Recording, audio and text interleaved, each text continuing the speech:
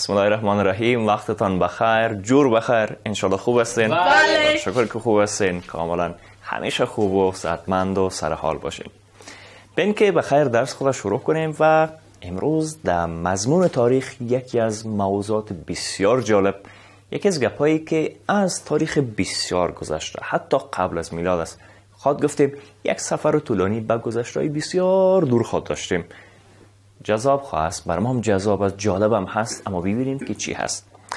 درس ما درس 11 فصل 2 تاریخ صنف 7 است که عنوان و موضوع درس فیلم ما شما در صفحات 25 و 26 کتابتان آمده.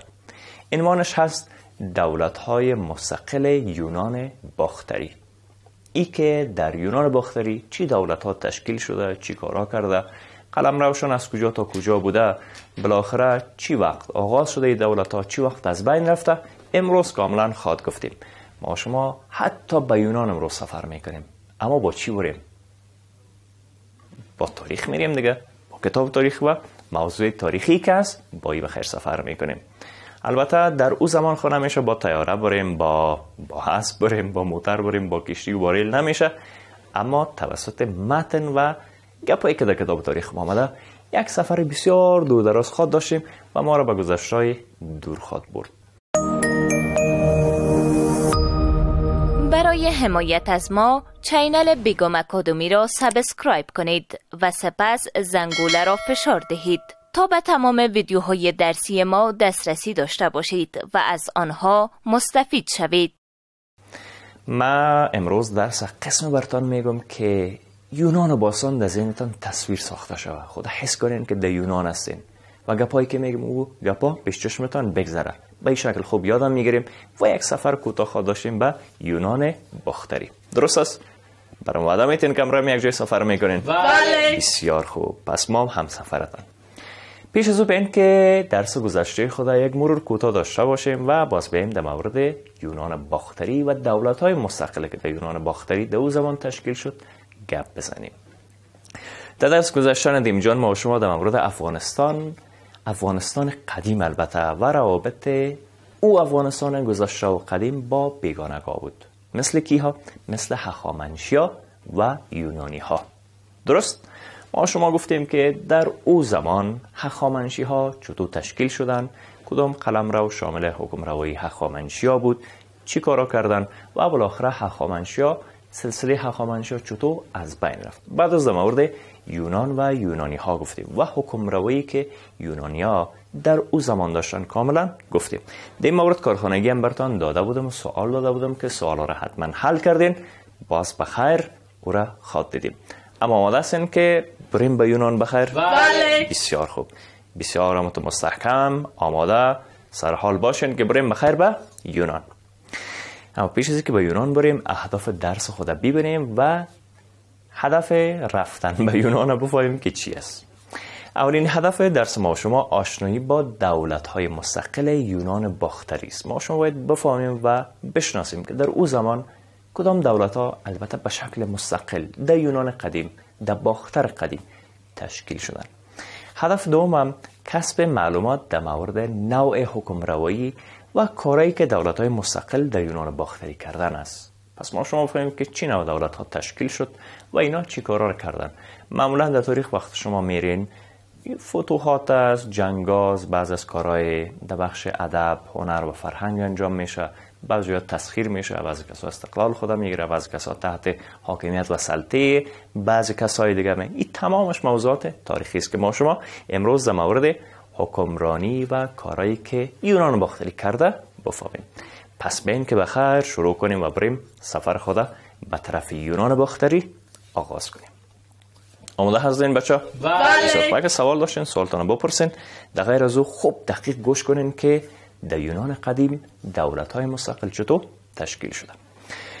البته اگه یادتان باشه که حتما به یادتان از بچه ها ما و شما در درس‌های گذشته گفتیم که قلمرو اسکندر مقدونی بین قماندانایش تقسیم شد. وقتی اسکندر وفات میکنه سرزمینایی که تحت حاکمیت اسکندر مقدونی یا اسکندر کبیر هست بین قماندانایش تقسیم میشه. گفته بودیم دیگه. و سلوکیت‌های یونانی هم قسمت از امپراتوری اسکندر مقدونی را در این زمان و در این شرایط ناگوار در اختیار میگیرن و تحت حاکمیت خود میارن که شام و مربوط او را اداره میکنن. وقت شام میگم سوریه امروزی مد نظر ماست که در گذشته ها سوریه فیلی را به نام شام یاد میکردن. پس یک قسمت از امپراتوری اسکندر مقدونی توسط سلوکیت‌های یونانی تحت سلطه و اختیارشان میاد و شام و بعض قسمت‌های مربوط به شام هم تحت اختیار خود میگیرن. و سلوکیت‌ها هم شخص را به نام دیویدیتس اول به حیث والی باختر موظف میکنن و میگمارن که او بعد از رسیدن به باختر استقلال باختر و سغدیانه را اعلان میکنه که دوران حکمرواییش بین سالهای 245 تا 230 قبل از میلاد بوده. وقت قبل از میلاد میگیم دیگه تاریخ کم شده میره، نزدیک میشیم به میلاد. از همین خاطرم دیویدیتس بین سالهای 245 تا به 230 قبل از میلاد حکمروایی میکنه و حکومتش ادامه پیدا میکنه. بعد از دیویدیتس اول، دیویدیتس دوم امور اداره باختر را به دست خود میگیره. وقتی که او فوت میکنه حکومتش تمام میشه، دیویدیتس دوم اداره باختر می به دست خود میگیره و دولت جدید و تازه را که تازه به استقلال رسیده و از طرف اشکانیا ساخته شده با اونا روابط جدید و نو برقرار میکنه که به می خاطرم هر دو دولت جدید برخلاف سلوکیت‌های شام یا سوریه بودن و اقدام میکنن، برخلاف کسایی که در شام یا سوریه امروزی بودن. ایوتیدیوم مقتدرترین شاه یونانی باختری بود که در دوران حکمرانی خود هجوم سلوکیت‌های شامی را کاملا دفع میکنه و با مصالحه و مدارا عقب نشینی میکنه. اول وقت اونا تهاجم میکنن، حمله میکنن، این حمله و تهاجم را دفع میکنه.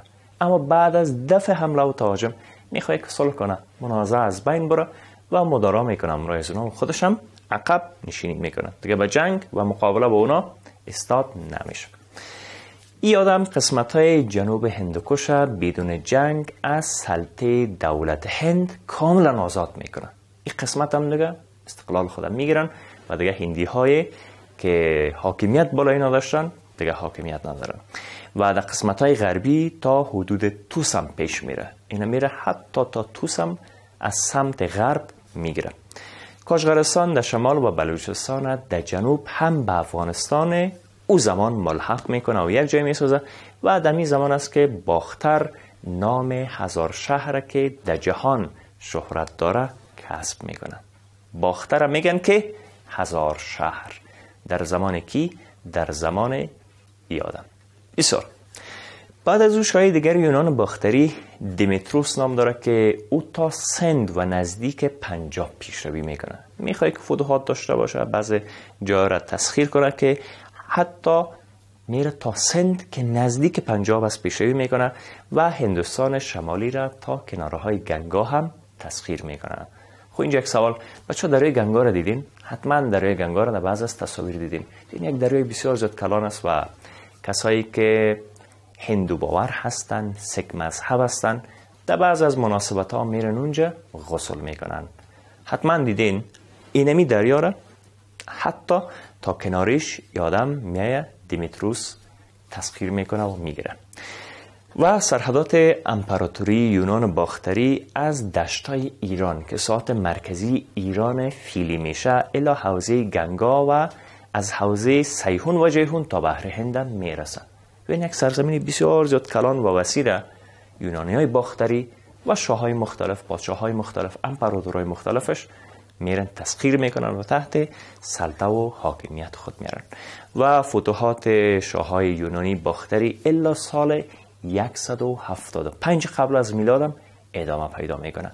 یادگارام نمیشنن، هر لحظه که در خود قدرت میبینن، توانایی میبینن و زمینیش میبینن به یک جای حمله میکنن، تهاجم میکنن، هجوم میبرن و قسمت تحت سلطه خود میارن. و ایوکراتید شاه دیگه یونان باختری است که او هم والیای را در امپراتوری خود مقرر میکنه که زمینه تشکیل دولت‌های مستقل در هند با وجود میاره. از زمان به قدرت رسیدن ایوکراتید سقوط دولت و امپراتوری یونان باختری آهسته آهسته دیگه آغاز میشه. متاسفانه تا این زمان یونانهای باختری یک دولت بسیار زیاد مستقل و امپراتوری بزرگ و وسیع میسازه، اما وقتی که این آدم به قدرت میرسه، به سلطنت و پادشاهی میرسه، دیگه زمان افول، نزول و سقوط امپراتوری یونان باختری دیگه آغاز میشه که از یک طرف حملات اشکانیا در غرب امپراتوری و از طرف دیگه قبایل سیتی که در داخل کشور زمینه از بین بردن و سقوط دولت‌های مستقل یونانی را مساعد می‌سازند. این از چند جنا کسای مختلف آیسته آیسته سبب میشه که یونانی‌های باختری و امپراتوریشون آیسته آیسته دیگه از بین بره و دولت یونان باختری در سال 135 قبل از میلاد مرکز خود از بلخ به بگرام انتقال میدن. این از بلخ میارن به بگرام که بلخ امروزی ما هست، بگرام امروزی ما هست. اونمو مرکز امپراتوری خود از بلخ میارن به بگرام انتقال میدن که بالاخره ساک‌ها در سال 70 قبل از میلاد در جنوب افغانستان به قدرت میرسن و بعداً شاخه از قبایل سیتیا که به نام یوچی شهرت دارن بلخ تصرف میکنن و سلسله دولت یونان باختری کاملا سقوط میکنه و از بین میره. پس سیتی هستن که دولت یونان باختری را در بلخ کاملا سقوط میتن و بلخ تصرف میکنن که بالاخره یوچی هم در تاریخ قدیم افغانستان به نام کوشانیا معروف بودن که امپراتوری بزرگ با وجود میارن. ای که کوشانیا چی کردن و بالاخره چطور حکمرانی کردن و این امپراتوری کوشانیا از چی وقت آغاز شد تا چی وقت ادامه پیدا کرد در درس‌های آینده حتما انشاءالله خواد گفتیم. بچه‌ها فهمیدین؟ بله. پس بیاین که کوتاه درس خود جمع بندی کنیم، خلاصه‌اش بگوییم، کارخانگی را بگوییم و بخیر خلاص کنیم. ما شما امروز در مورد یونانی‌های باختری گفتیم و گفتیم که یونانی‌های باختری بعد از اینکه اسکندر مقدونی سرزمینش بین قمانداناش تقسیم میشه، یونانی ها هم قسمتی از امپراتوری ای آدم در سرزمین ما به اختیار خود میگیرن که در جای مختلف حکم روایی میکنن. افراد مختلف و پادشاهای مختلف در زمانهای مختلف به عنوان نماینده یونانهای باختری در سرزمین ما حکم روایی میکنن. بعض جای را فتح میکنن، بعض جای را میگیرن و قلمرو یونانهای باختری بسیار زیاد وسیع و گسترده بوده که ایران امروزی رو شامل میشه، هند شامل میشده و جاهای دیگه که گرفته بودن. درست است؟ بله. بسیار خوب. این تمام گپایی بود که در درس امروز گفتیم. بچه‌ها سوال ندارین؟ بسیار خوب. پس بیاین سوالای مرا نوشته کنین در کار خانگیتان. سوال اول: یونانیان باختری کیها بودند؟ بنویسید. شما میگین که یونانی های باختری کی بودند؟ امپراتوریشان چطور آمد وارد سرزمین ما شد؟ کدام سلطانا، کدام شاها، کدام حکمراها در کجای افغانستان حکمرانی کردن و بالاخره چطور این سلسله در افغانستان از بین رفت؟ سوال دوم: امپراتوری یونانیان باختری چگونه رو به زوال گذاشت؟ شرح دهید. شما دلیلش میگن که چرا یونانی های باختری در افغانستان سلطنت و حاکمیت و قدرت خود از دست میتن و بالاخره کاملا از بین میرن. این تمام گپایی بود که در درس امروز در مورد دولت‌های مستقل یونانی های باختری در سرزمین قدیم افغانستان گفتیم، البته در قبل از میلاد. بسیار خوب، درس ما اینجا خاتمه پیدا میکنم. مثل که همیشه در مضمون تاریخ برتان میگم از تاریخ پند بگیریم، عبرت بگیریم، سرمشق بگیریم و خود ما کسی شویم که در سرزمین خود، در کشور خود و بر مردم خود قهرمان شویم. به تاریخ خود، به فرهنگ خود، به مردم خود خدمت کنیم، چون دین اولاد وطن و وطن بر ما و شماست. تا ای که بازم در یکی از درس‌های مضمون تاریخ همدیگر را می‌بینیم. تمامتون به خداوند بزرگ و لایزال مسپارم. همیشه موفق باشین. قبل از آغاز درس بعدی وقفه کوتاه می‌گیریم.